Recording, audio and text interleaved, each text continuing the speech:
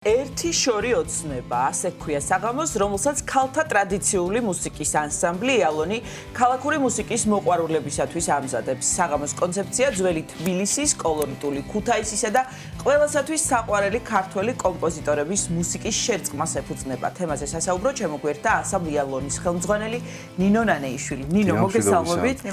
მადლობა ჩვენთან მობრძანებისთვის. 18 დეკემბერს ქარვასლის ისტორიულ მუზეუმში გაიმართება ეს ღონისძიება. როგორია სამზადისი, რომ მოგვიყვეთ? სამზადისი საკმაოდ ქაოტურია, იმიტომ რომ სხვადასხვა ჩვენი ოცნების ახდენა მოვისურვეთ. ეს არის კამერულ ორკესტრთან შესრულებული ნიმუშების დაორგანიზება, ასევე სხვადასხვა შემსრულებლებთან და ვართ ჩართულები ამ სხვადასხვა აქტივობებში, შეხვედრებში და რეპეტიციებში. და ისეთი სახელწოდება აქვს თან საღამოს და ელენემაც ისე დაიწყო. ხარბენა თქვენ კინაღამ სიმღერა ავყევი მეც. ჩვენი მიზანიც ეგ არის, რომ ყველამ დაიწყოს ღიღინი მაინც. მახსოვს ძველ მოტივიდან, ხო? მიზანზე მინდა სწორედ გკითხოთ, რა არის მთავარი მიზანი, რატომ იმართება და რატომ უნდა გაიმართოს მსგავსი სახის საღამოები, ღონისძიებები, კონცერტები ჩვენი მთელი ქვეყნის მასშტაბით. ზოგადად ამ დროსაც და ყველა დროს ალბათ კულტურაში მნიშვნელოვანია ყველა შემადგენლობამ, შემოქმედებითმა გაერთიანებამ რაღაცა თავისი სათქმელი ამოთქვას. და მიუხედავად იმისა, თუ რა გარემოებები არის, არ დაიტოვა. ჩვენ დიდხანს ვფიქრობდით ღირდა, არ ღირდა, მოგეხსენებათ ყველანაირი გარემოცველი ხელისშემშლელი პირობების გამო, მაგრამ ვინაიდან ჩვენ ამითი შეგვიძლია რაღაცნაირად სამყარო მეტად გავალაღოთ, გავაკეთილშობილოთ, იმედი გვაქვს და ავამღეროთ ზოგადად სიმღერას ბევრი რამის განკურნვა შეუძლია და რა თქმა უნდა ღირდა, ჩვენ გეგმებით რომ ღირდა და მაყურებელიც და მსმენელიც ამას დაგიდასტურებთ. ნინო, რა პროგრამით წარსდგებით მსმენელის წინაშე, რა იქნება სიახლე, ვთქვათ, ამ შემთხვევაში? ზოგადად ჩვენ თბილისში ასე კონკრეტულად ქალაქური მუსიკის, მხოლოდ ქალაქური მუსიკის კონცერტი არ გქონია ცოცხლად და ეს იქნება პირველი, ასე ვთქვათ, ჩვენი მსმენელების თხოვნის გათვალისწინება და ჩვენი დიდი პატივისცემაც ამ ჟანრს, ჩვენი ტრადიციული მუსიკისას და ასევე ის კოლაბორაციები, რომელსაც ჩვენც გულის ფანცკალით ველოდებთ. თან რა საინტერესოა?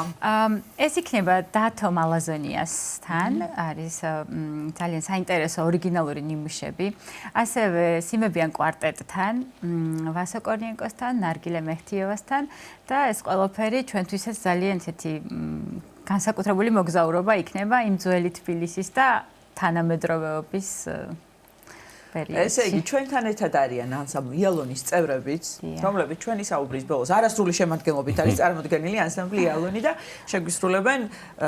შეგვისრულებთ ერთად მუსიკალურ ნომერს. მანამდე მინდა გკითხოთ წიგნის შესახებ, რომლის პრეზენტაციაც იგეგმება ასევე აი ამ ღონისძიების ფარგლებში, რომელზეც ახლა ჩვენ ვსაუბრობთ. დიახ, ცოტა ცხელი დეკემბერი გამოგვივიდა.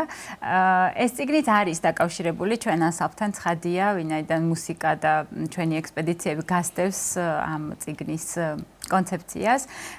ეს არის წერილები ბებიას, რომელშიც გარდა მხატვრული დოკუმენტური მასალისა არის ჩვენი გამოცდილება, ჩემი პირადად და ასევე ანსამბლის იმ ადამიანებთან, რომლებიც არიან ჩვენი ერთგვარი ყავარჯნები ცხოვრების მანძილზე, გარდა სიმღერისა გვასწავლიან, როგორ მედგრად უნდა ვიყოთ ამ წუთის სოფელში და ეს ძალიან ძვირფასი და ემოციური ამბავია ჩვენთვის. ბევრთან ძალიან ახლოს მივა ალბათ, ხო, რასაც წაიკითხავს ამ წიგნში. აი, იმედი მაქვს, ბებია ყველასთვის თბილი. საკუთარი ბებია გაახსენდება ყველას.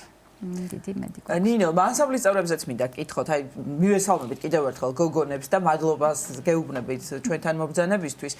15 ადამიანი ხართ, ხო? სულ 15 წევრი. აი როგორ არის, ვთქვათ, ახალი წევრი შემომატება ხდება, არ ხდება და ზოგადად თქვენი მუსიკალური ცხოვრება და შემოქმედებითი ცხოვრება როგორია, ამაზეც რამდენიმე სიტყვა რომ გითხრათ, ზოგადად გარდა ვთქვათ აი ამ ღონისძიებისა. დიახ, კი ბატონო, ჩვენ საკმაოდ დინამიური შემადგენლობა ვართ და ძალიან მიჭირს ხოლმე იმდენი ადამიანი ადამიანი გამოთქვამს სურვილს და რაღაცა ნატურას რომ ჩვენთან ერთად იყოს და მე ძალიან მინდა და გოგოებსაც რომ ახალ-ახალი ადამიანები იყვნენ ჩვენ გვერდით, უბრალოდ ტექნიკურად და ფიზიკურად არ გამოდის ყველასთვის კარის გაღება ამ ეტაპზე, მაგრამ ძალიან დიდ სტიმულს გვაძლევს ის, რომ ამდენი ქალბატონი ოცნებობს და უნდა ჩვენთან ერთად ყოფნა. რა თქმა უნდა, ახალი წევრები გვყავს ხოლმე პერიოდულად, გარკვეული გამოცდილებით, მონაცემით, რომ რაღაცა ის რიტმი არ დაირღვეს ანსამბლის და მიზანი, რაც გვაქვს ჩამოყალიბების დღიდან და ეს 15 გოგონაც ცხადია ქალბატონების ცხოვრება ესეთია, ხან ბავშვები, ხან ოჯახი, მაგრამ სტაბილურად ვცდილობთ ხოლმე, რომ ახალ-ახალი ამბები გქონდეს. ეხლაც დავასრულეთ ღვთისმშობლის პარაკლისის 100 საგალობლის ჩაწერა სხვადასხვა რეგიონშიც შევასრულეთ და ეს ძალიან ამაღლებული ამბავი იყო ჩვენთვის. ნინო, ქალაქურ მუსიკაზეც მინდა გკითხო. აი, ჩემი შეხედულებით, რასაც ბოლო პერიოდში ვაკვირდები, ძალიან ბევრი შემსრულებელი გამოუჩნდა, ასე ვთქვათ, ქალაქურ მუსიკას. ამას იწვევს ალბათ ის მსგავსი სახის ღონისძიებები და კონცერტები, რასაც თქვენ ახლა ჩაატარებთ რამდენიმე დღეში. თქვენი შეხედულებით როგორია დამოკიდებულება ქალაქური მუსიკის, ზოგადად ფოლკლორის მიმართ, ქართული შემოქმედების მიმართ, ჩვენი საზოგადოების რამდენად უყვართ საკუთარი შემოქმედება და ძველი ტრადიციები ქართველებს? ზოგადად ჩვენ ძალიან მომღერალიერი ვართ, ხო, ტრადიციულადაც და დღევანდელობაშიც ყველა უმღერით.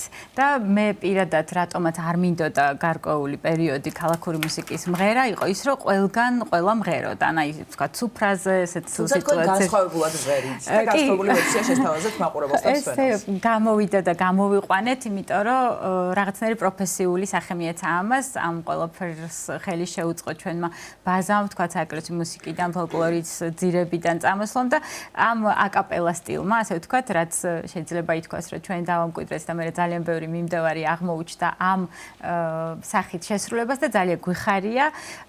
ისიც გვიხარია, როცა ჩვენ არანჟირებულ სიმღერებს ღერიან და ისიც, რომ თვითონ ცდილობენ ამ სტილით გამრავალფეროვნონ თავენთი რეპერტუარი და ეს ძალიან საინტერესოა. ვფიქრობ, ძალიან მისასალმებელია თითოეული შემოქმედებითი გამოვლინება, განსხვავებული თუ მსგავსი, ეს რაღაცნაირად უფრო აცოცხლებს კულტურულ ცხოვრებას. აი, ახლა კადრებს რო გუყურებ, არაჩვეულებრივად გამოიყურებით ეს სამოსი ძალიან გიხდება. საინტერესო არის ამ კუთხით ვინ ზრუნავს თქვენზე და აი ღონისძიების ფარგლებში, რაზეც ჩვენ ვსაუბრობთ, სცენოგრაფიაზე ვინ იზრუნა, რეჟისურაზე ვინ იზრუნა, აი ამ კუთხით ჩაცმულობაზე, ეს ყველაფერი ძალიან საინტერესოა, იმიტომ რომ ესეც არის ძალიან მნიშვნელოვანი ნაწილი ნებისმიერი კონცერტის თუ ღონისძიების. ცხადია, თითოეულ დეტალზე ძალიან ბევრს ვფიქრობთ. პირველ რიგში უნდა აღინიშნოს, რომ ამ შემთხვევაში ხარი დაგუჭირა კულტურის სამინისტრომ.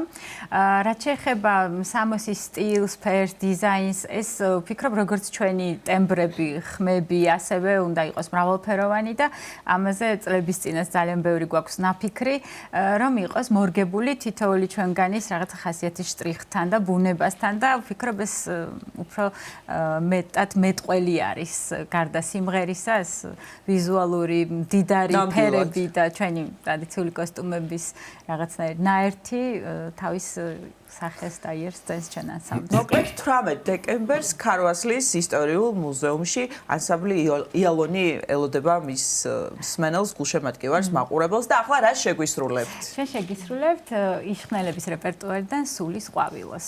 და თუ შეიძლება მინდა აღვნიშნო, ბილეთები სამწუხაროდ უკვე გაიყიდა და ძალიან ბევრი ადამიანი გულდაწყვეტილი გვიკავშირდება, მაგრამ გარეთ არავის არ დავტოვებთ. უბრალოდ ნუ იქ ფეხზე დგომითაც შესაძლებელი არის სივრცე და ვისაც ძალიან უნდა ერთი შორი ოცნება რო არ გახდეს მათთვისაც, ხო? ებატა, ჩვენი ოცნება ხელმისაწვდომია. ხელმისაწვდომი რომ იყოს. ახლა ჩვენ მოგისმენთ სიამოვნებით. მადლობა. დები იშხნელების რეპერტუარიდან მოვისმენთ სიმღერას სულის ყვავილო. სულის ყვავილო გულისა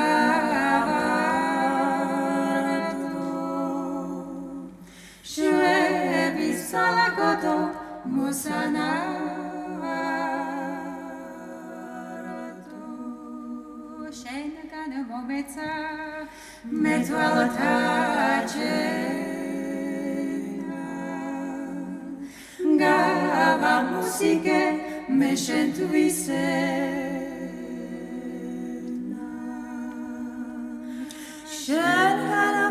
მომეცა მე თვალათა ჩენა გავა მუსიკე მე შენთვის შენგან მომეცა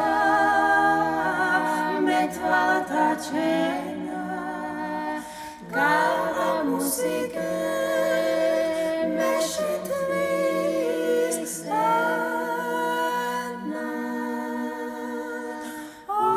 ოდესაც განახა აკოგობებულსა აგით დაფუჭკნი ფერადაკერულ სამარკეთ ბობიგებულ გულები ვარდი ხარ ვარდი დანამულები სუნსა ვიყნოსებ სურნელებულსა არომატისა აღმატებულსა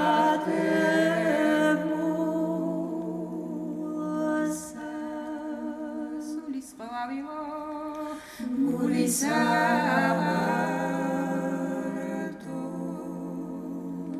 შვების სალაგოდო მოსანართო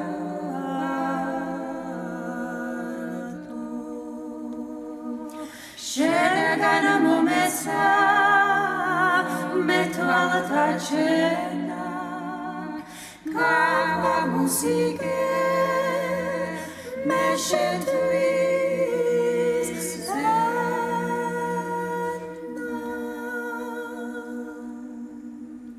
დიდი მადლობა ანსამბლ იალონის ხელმძღვანელი ნინო ნანეიშვილი და ანსამბლის წევრები იყვნენ ჩვენი გადაცემის სტუმრები.